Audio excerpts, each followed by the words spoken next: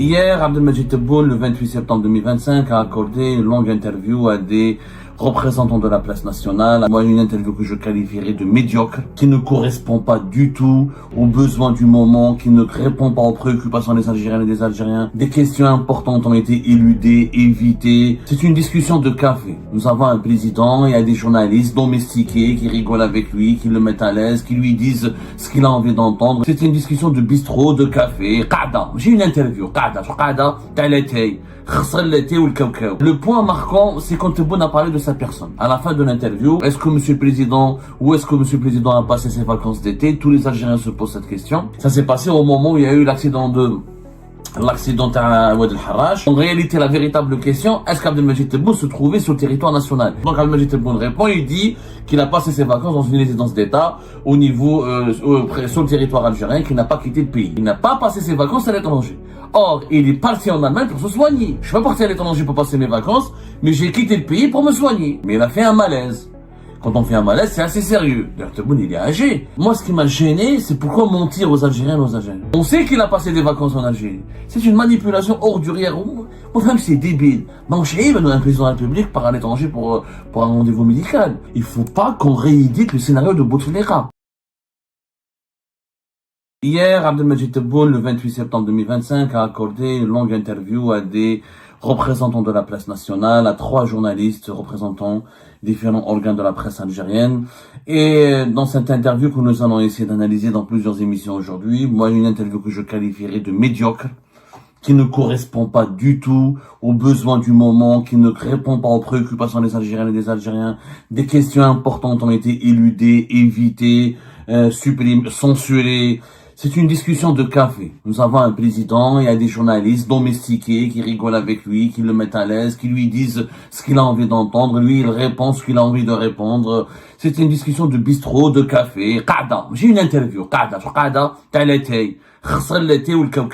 On sort absolument avec on ne peut tirer aucune conclusion utile pour l'Algérie de cette interview-là, mais on en parlera tout à l'heure. Le point marquant, c'est quand Tebboune a parlé de sa personne. À la fin de l'interview, un journaliste, ça se voit qu'on lui a demandé de poser cette question. Est-ce que Monsieur le Président, où est-ce que Monsieur le Président a passé ses vacances d'été? Tous les Algériens se posent cette question. La question en elle-même, elle est malicieuse, elle est complètement malhonnête, parce que les Algériens et les Algériens ne se sont pas posé cette question. Ils se sont pas dit où Tebboune et sa famille ont passé des vacances, où sont-ils partis pour passer leurs vacances. Non, les Algériens et les Algériens ont posé des questions sur la disparition de Tebboune. Où est-ce qu'il est? Il a été porté disparu. Pourquoi il a disparu? Où est-ce qu'il se trouve, le président de la République? Ça s'est passé au moment où il y a eu l'accident à Oued El Harrach, en plein mois d'août. Et c'était à ce moment-là, le 15 août, voilà, à ce moment-là où les Algériens et les Algériens ont remarqué qu'Abdelmajid Tebboune était absent. Et en réalité, la véritable question, est-ce qu'Abdelmajid Tebboune se trouvait sur le territoire national? Parce qu'on avait affirmé, nous, qu'Abdelmajid Tebboune était parti en Allemagne se soigner. On avait révélé, on avait donné des détails. Abdelmajid Tebboune est parti en Allemagne, et pourquoi il est parti en Allemagne, etc. Voilà, c'était le 19 août 2025. On avait sorti une émission, on avait diffusé une émission, on avait sorti l'info exclusive. Tebboune revient en Algérie après un séjour médical en Allemagne à la suite d'un malaise. C'était le 19 août 2025. Du 15 août, depuis le début de l'accident, du malheureux, désastreux et tragique accident de Oued El Harrach, qui a causé 19 morts quand même et une vingtaine de blessés, jusqu'à pratiquement le retour et les apparitions de Tebboune vers la fin du mois d'août.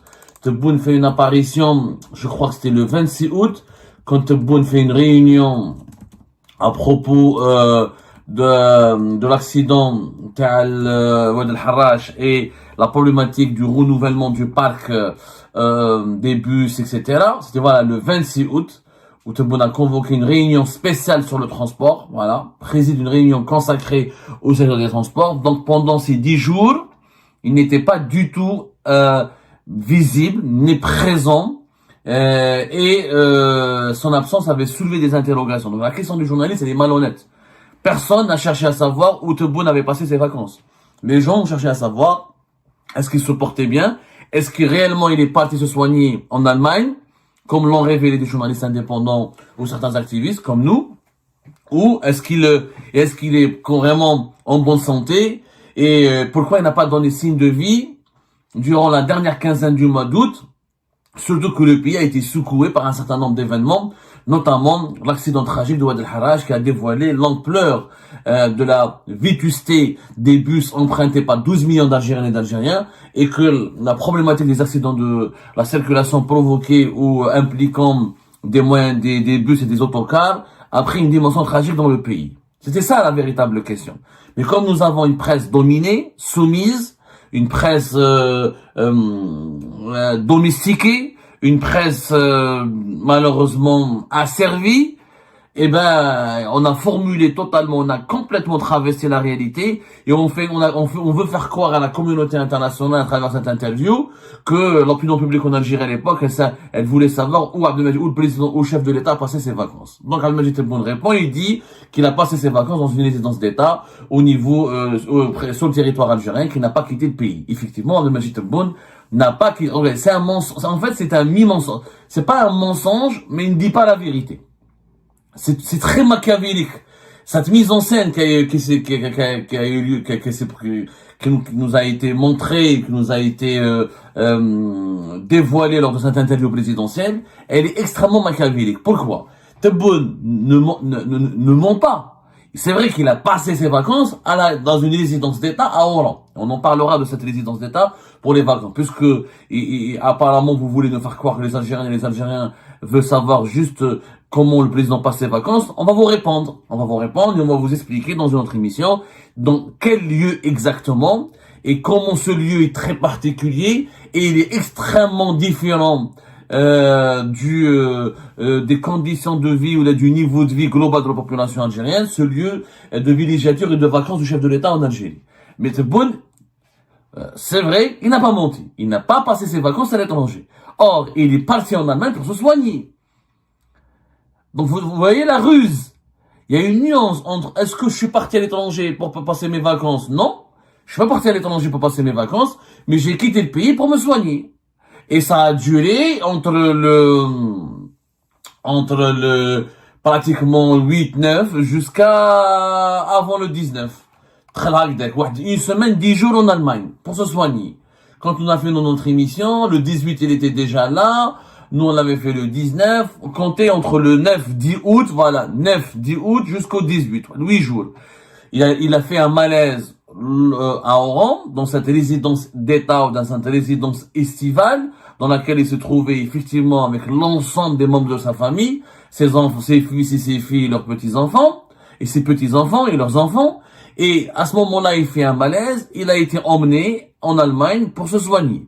Ces médecins allemands ne pouvaient pas venir et de se déplacer en Algérie, c'était une période d'été, donc on a demandé à la présidence algérienne de le transférer en urgence pour subir des examens approfondis et pour se soumettre à un protocole médical de contrôle. Il faut savoir qu'Abdelmajid Tebboune, depuis qu'il a été hospitalisé en Allemagne pendant une période record, pendant plus de 80 jours, entre octobre 2020 et février 2021. Depuis février 2021, date à son retour, l'opération dont elle avait fait l'objet au niveau de ses orteils, au niveau de son pied. Tout ce, il a continué de souffrir des séquelles de sa contamination en forme les plus graves du coronavirus Covid-19 et qu'il est suivi régulièrement par des médecins allemands qui l'ont soigné, qui l'ont pris en charge en Allemagne. Depuis 2021 jusqu'à aujourd'hui. Il y a un agenda de contrôle, etc. Des fois, ce sont les médecins allemands, dans la majorité des cas, ce sont les médecins allemands qui se déplacent en Algérie pour l'ausculter et pour l'examiner. Mais, au ce mois d'août 2025, il a fait un malaise. Il a été transféré en Allemagne. On a dit que c'était pas dangereux. On a dit que ces jours n'étaient pas en danger. On n'a jamais dramatisé, nous, via Algérie. En tout cas, les autres, je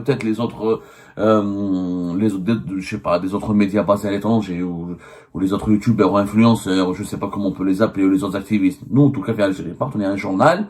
On essaie d'être le plus sérieux possible, le plus rigoureux. En dépit de la difficulté de travailler sur l'Algérie, alors qu'on est en exil, en dépit de toutes les interdictions, les censures et les menaces dont on fait l'objet, mais on essaie toujours de faire preuve de rigueur. On a toujours dit qu'il n'était pas en danger. qui n'était pas menacé de mort, par exemple, qui n'est pas dans un coma, il n'était pas sous respiration artificielle, mais il a fait un malaise. Quand on fait un malaise, c'est assez sérieux. D'ailleurs, Tebboune, il est âgé. Et voilà, 81 ans quand même. 81 ans. Donc, et on surmonte pas les séquelles du coronavirus Covid-19. Je te dis, le coronavirus Covid-19, on vit avec. Bon, il a 80 ans plus exactement. Le 17 novembre 2025, il fera 80 ans. Il a 80 ans, il n'est pas jeune. Et les séquelles du Covid, elles pèsent sur sa santé. Moi, ce qui m'a gêné, c'est pourquoi mentir aux Algériens et aux Algériens. Je ne comprends pas. Pourquoi mentir? Et pourquoi dire que voilà, j'ai pas été à l'étranger? En réalité, c'est une manière pour Tebboune de démentir les rues, parce que lui, il assimile à des rumeurs ce que nous avons révélé sur son état de santé ou sur son déplacement en Allemagne. Lui, il a dit, alors, je reprends sa citation, j'ai passé mon congé de 18 jours en Algérie, je ne suis pas parti jamais, je ne suis pas sorti jamais, je l'ai passé dans l'une des résidences d'État. Je vous donne un détail, moi, mon épouse, mes filles, mes fils, mes neveux, nous étions tous ensemble jusqu'à la fin du congé. Ça, c'est vrai. Là-dessus, il n'a pas menti. Pour ses vacances, il était dans une résidence d'État à Oran. Et on va en parler tout à l'heure. Mais le mensonge, je voyais comment on manipule les Algériens et les Algériens. La question qui aurait dû lui être posée. Monsieur le Président, avez-vous séjourné, êtes-vous parti, ou avez-vous été transféré vers l'Allemagne, ou êtes-vous parti en Allemagne pour des soins pendant cet été? Ou avez-vous été admis en Allemagne, ou êtes-vous parti en Allemagne pour des soins? Est-ce que vous avez fait un déplacement médical en Allemagne pour des soins? C'est ça la véritable question. Mais on sait qu'il a passé des vacances en Algérie. C'est une manipulation ordurière. Moi, même c'est débile. Un président de la République part à l'étranger pour un rendez-vous médical ou pour se soigner. À un moment donné, Tebboune doit, je l'ai dit dans mon émission, le 19 août 2025, il faut pas qu'on réédite le scénario de Bouteflika.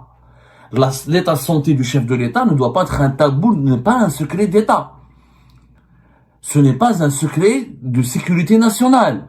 Un chef d'État, c'est un être humain, il est âgé, 80 ans, l'année prochaine 81 ans, d'ici la fin de son mandat, il aura 83, 84 ans, sa capacité, sa pérennité, son état de santé va causer problème, va alimenter des suspicions, il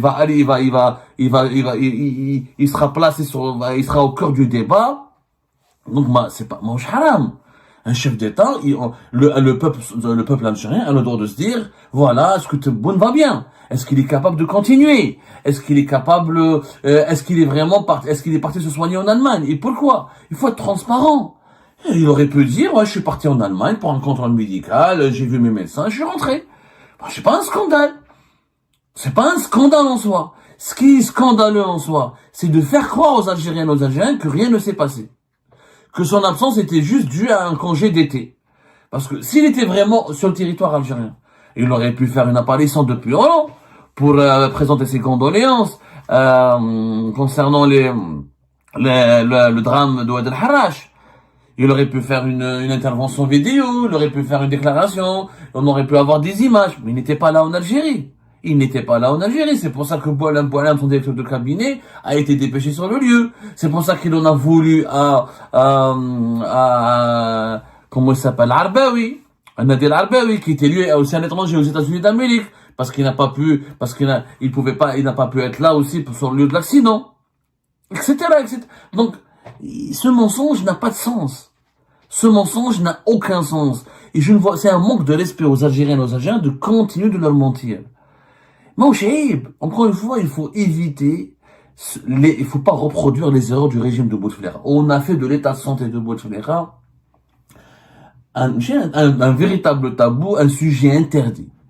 Nous, les journalistes et les médias algériens à l'époque de Bouteflika, on nous avait interdit de parler de l'état de santé de Bouteflika. Il fallait pas en parler parce que qu'il y avait quelques énergumènes, quand ils en parlaient, ils caricaturaient, ils insultaient, ils dénigraient le président handicapé, le président impotent. Ça c'est de la mauvaise éducation, c'est inélégant, c'est de la bassesse. Mais quand on formule la question correctement, sans calomnie, sans toucher à la dignité du chef de l'État, en se disant, en